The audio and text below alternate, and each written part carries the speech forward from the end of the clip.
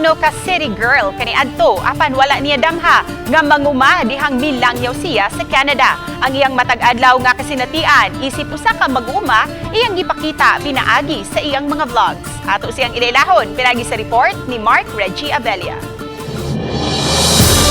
Gamit ang dakong traktor, wala pa nabalingan nining usa ka sugbuan ng farmer vlogger nga atua karon sa Canada ang kakapoy ug karisgo sa iyang trabaho.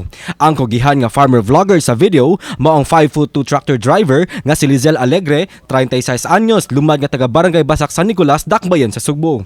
Giang ko ni Lizelle nga human mapakya sa una niyang kaminyoon na ila-ila niya ang iyang boyfriend karon kinsa nagtudlo kaniya sa pag-uma. Naglisod man siya sa unang duha ka buwan apan inanay niya kining nakatunan og nakaton ang paghangop ni ini.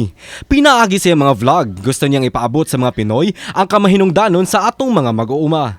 Gusto na ko ipakita sa tanang tao sa Pilipinas nga there's nothing wrong if you are a farmer. Like dili nato siya dili nato iubos ang atong panglangtaw as a farmer.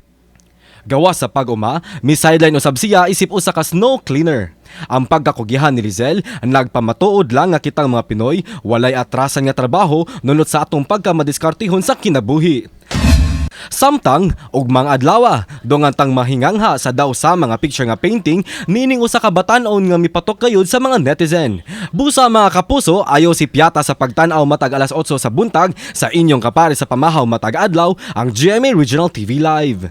Kauban si Clans Gabutin, ako si Mark Reggie Abella. Balitang Bisdak.